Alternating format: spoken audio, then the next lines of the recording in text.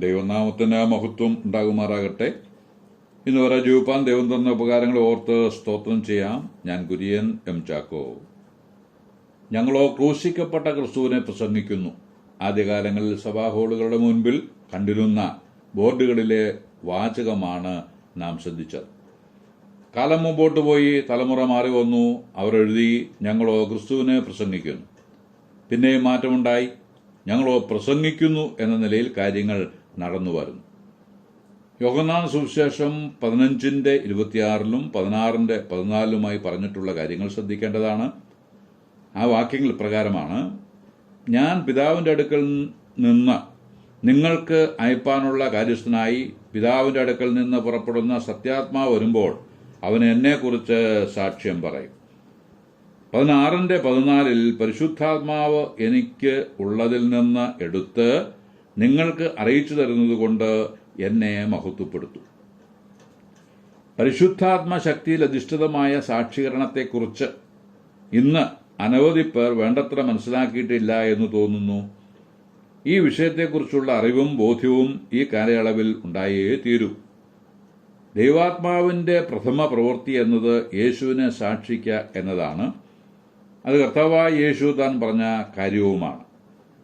ജനത്തിനു മുമ്പിൽ യേശു ക്രിസ്തുവിനെ സാക്ഷിക്കുക എന്ന് പറഞ്ഞാൽ, ഒന്നാമതായി ക്രിസ്തു പാപികളെ രക്ഷിപ്പാൻ ലോകത്തിൽ വന്നു എന്നുള്ളതും, പാപികളെ രക്ഷിപ്പാൻ താൻ യോഗ്യനെന്ന നിലയിൽ പാപലേശം കൂടാതെ ലോകത്തിൽ ജീവിച്ചതും, മാനവരാശിയുടെ പാപത്തിന് പ്രായശ്ചിത്തം യേശുവിന്റെ കുരിശുമരണത്താൽ വരുത്തിയതും, ആ മരണത്താൽ പിശാചിനെ തോൽപ്പിച്ച് ഉയർത്തെഴുന്നേറ്റ് ജയാളി എന്ന് തെളിയിച്ച് സ്വർഗാരോഹണം ചെയ്തതും വ്യക്തമാക്കുക എന്ന് അർത്ഥമാക്കുന്നു.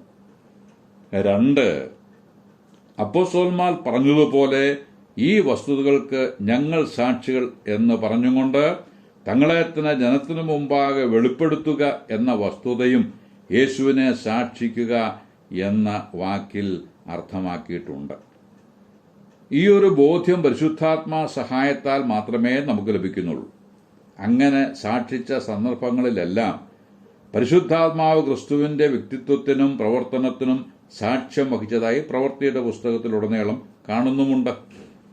യേശു കർത്താവ് പറഞ്ഞതും കേവല മനുഷ്യനായി എനിക്ക് മനസ്സിലാക്കാൻ പ്രയാസമുള്ളതുമായ ഒരു വാക്യമായിരുന്നു യോഹന്നാന്റെ സുവിശേഷം 14:12. അവിടെ വായിക്കുന്നത്, ഞാൻ ചെയ്യുന്ന പ്രവൃത്തി എന്നിൽ വിശ്വസിക്കുന്നവനും ചെയ്യും. ഞാൻ പിതാവിന്റെ അടുക്കൽ പോകുന്നത് കൊണ്ട് അതിൽ വലിയതും അവൻ ചെയ്യും എന്നാണ്.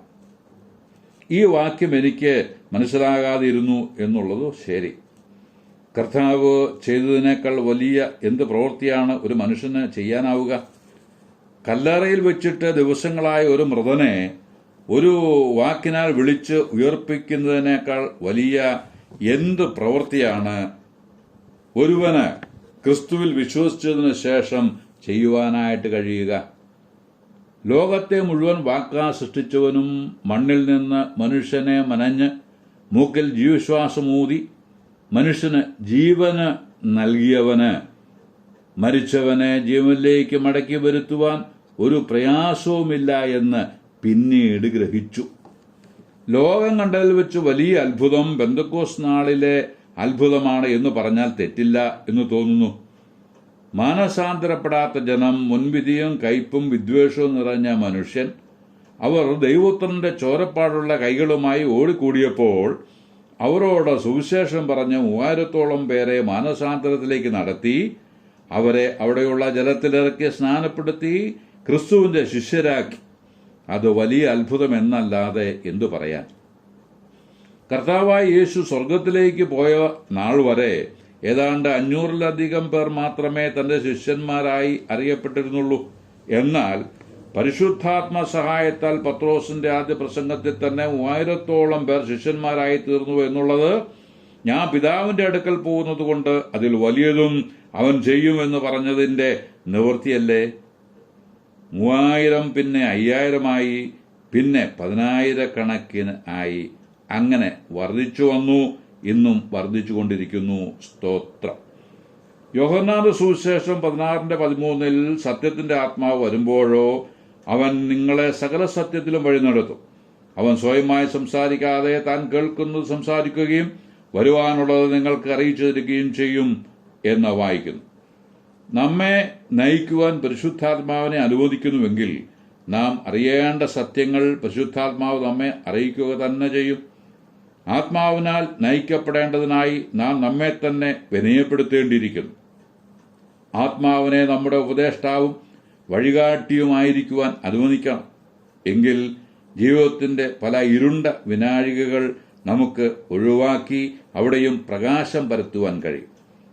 ദൈവാത്മാവിനാൽ നയിക്കപ്പെടുന്നതിന് തന്നെ വിട്ടുകൊടുത്തിരുന്നുവെങ്കിൽ ലോത്ത് ഒരിക്കലും സോദോമിലേക്ക് പോയി എല്ലാം നഷ്ടപ്പെട്ടവനായി ഓടിപ്പോകേണ്ടി വരികയില്ലായിരുന്നു. ആത്മാവിൻ്റെ ഉപദേശം കേൾക്കാൻ ഒരു നിമിഷം നിന്നിരുന്നുവെങ്കിൽ തൻ്റെ കുടുംബത്തെ മുഴുവൻ കുഴപ്പത്തിലാക്കിയ മഹാപാപത്തിലേക്ക് ദാവീദ് വീണുപോകുകയില്ലായിരുന്നു. ദൈവാത്മാവിൻ്റെ ഉപദേശം കേട്ടിരുന്നെങ്കിൽ ദേമാസ് ഈ ലോകത്തെ സ്നേഹിച്ച് പൗലോസിനെ ഉപേക്ഷിച്ച് പോകില്ലായിരുന്നു. ദൈവാത്മാവിന് കീഴ്പ്പെട്ടിരുന്നുവെങ്കിൽ അലക്സാണ്ടറിന്റെ വിശ്വാസ കപ്പൽ തകരില്ലായിരുന്നു. ഇത്തരക്കാരെ കൊണ്ട് നിറഞ്ഞിരിക്കുന്ന കൂട്ടങ്ങൾ ദൈവാത്മാവിന് വിധേയരാകാതെ യാത്ര ചെയ്ത് വിശ്വാസക്കപ്പൽ തകർത്ത് തരിപ്പണമാക്കുന്നു. ഭാവി കാലത്ത് ചിലർ വ്യാജാത്മാക്കളെയും ഭൂതങ്ങളുടെ ഉപദേശങ്ങളെയും ആശ്രയിച്ച് ഭോഷ്ക് പറയുന്നവരുടെ കപടത്താൽ വിശ്വാസം ത്യജിക്കുമെന്ന് ആത്മാവ് തെളിവായി പറയുന്നു എന്ന് തിമോത്തിയോസിന്റെ 1 ലേഖനം 4:1 പറയുന്നുണ്ട്. വളരെ വ്യക്തമായി ഏവർക്കും മനസ്സിലാകുന്ന നിലയിൽ ഇത് എഴുതിയിരിക്കുന്നു. ഭൂതങ്ങളുടെ ഉപദേശങ്ങളും മനസാക്ഷി കത്തിക്കരിഞ്ഞു പോയവരുടെ കാപഠ്യവും ഭോഷ്കുമാണ് എന്നും പറയുന്നുണ്ട്. പിശാചിന്റെ തന്ത്രങ്ങൾക്കെതിരായ മുന്നറിയിപ്പ് ആണ് ഇത്. ദൈവാത്മാവ് ലോകത്തിലേക്ക് വന്നത് തന്നെ നമ്മെ സകല സത്യത്തിലും വഴി നടത്താനാണ് എന്നത് ഓർമ്മയിലിരിക്കണം. വഴി കാണിക്കാൻ ദൈവാത്മാവ് മതി. ചിലർ ചോദിക്കുന്നത് ആത്മാവിനേക്കാളും വചനത്തെക്കാളും സുരക്ഷിതമായ വഴികാട്ടി നമ്മുടെ മനസാക്ഷിയല്ലേ എന്നാണ്. ഒരിക്കലുമല്ല. മനസാക്ഷി എന്താണെന്നോ ആ ശബ്ദം എങ്ങനെയാണെന്നോ മനസ്സിലാക്കാത്ത ധാരാളം പേരുണ്ട്. മനസ്സിലാക്കിയാൽ തന്നെ തെറ്റ് ചെയ്തു കഴിഞ്ഞിട്ടാണ് തെറ്റിപ്പോയി എന്ന് മനസാക്ഷി നമ്മെ ഓർപ്പിക്കുന്നത്. എന്നാൽ തെറ്റ് ചെയ്യുന്നതിന് മുമ്പ് നമുക്ക് മുന്നറിയിപ്പ് തന്ന് നമ്മെ നടത്താൻ കഴിയുന്ന വഴികാട്ടിയാണ് നമുക്ക് ആവശ്യം. ആൽപ്സ് പർവ്വത നിരകളിലെ അപകടകരമായ പാതയിലൂടെ സഞ്ചരിക്കുകയാണെങ്കിൽ ഗൈഡ് നമ്മെ അയാളോട് ചേർത്ത് കെട്ടും, തുടർന്ന് അയാൾ മുമ്പിൽ നടക്കും എന്ന് വായിച്ചിട്ടുണ്ട്. അതുപോലെ ഓരോ വിശ്വാസിയും സുരക്ഷിതരായിരിക്കേണ്ടതിന് തെറ്റുപറ്റാത്ത വഴികാട്ടിയോടുകൂടി ചേർത്ത് ബന്ധിച്ചിട്ടുണ്ട്. തുടർമാനമായ കാര്യങ്ങൾ അടുത്ത പാഠത്തിൽ ചിന്തിക്കാമെന്ന് കർത്താവിൽ ആശിച്ച് വാക്കുകൾക്ക് പൂർണ്ണവിരാമം കുറിക്കുന്നു. ദൈവനാമം മഹത്വപ്പെടുമാറാകട്ടെ.